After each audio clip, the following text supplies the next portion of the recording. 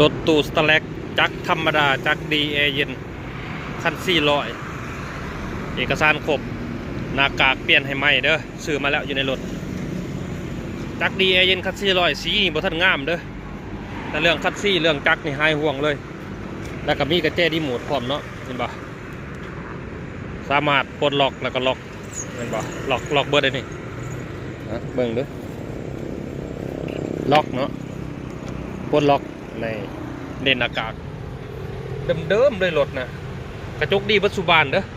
ประตูปิดแกบกึบกับ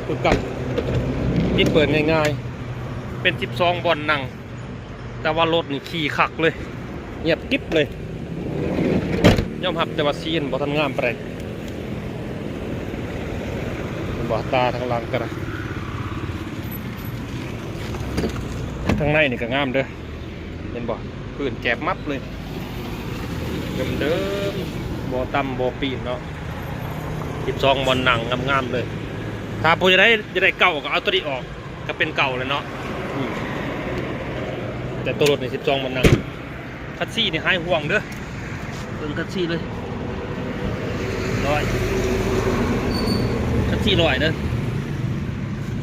อย่างก็ดีเบิ่งคัสซี่เลย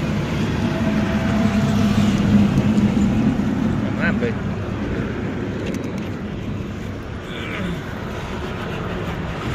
แอร์เมนบอกคันซี่นี่เดิมมาเลยเนาะจักเนี่ยตั้งต้องดังมวนเลยจักนั่นคันซี่นี่ขาวจุ๊บ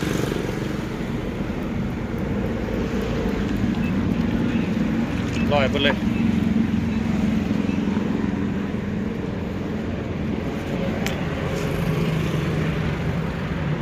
ที่ลอยเด้อเบิ้งสิติดจักให้เบิ้งกระเจรีโมทมี2เด้อกระเจอันนี้ก็มี2ฟิล์มเมิดข้างในนี่งามๆเลยตัวรีโมทนี่เขาหอย CL เอาติดจักเบิ่งดู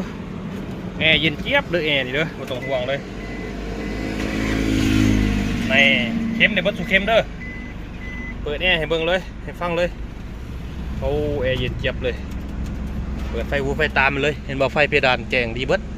ตัวนี้เด้ตัวนี้ก็แจงดีเบิดเนาะแกกระดังเนาะปัดน้ำพอน้ำพ้นยังได้เบิดเด้อน้ำได้เบิดระบบล็อกประตูนี่ล็อกได้เบิดเนาะเดิมเลยรถนะเอาเปิดเบิ่งฝากระโปรงเปิดเบิ่งจักเลย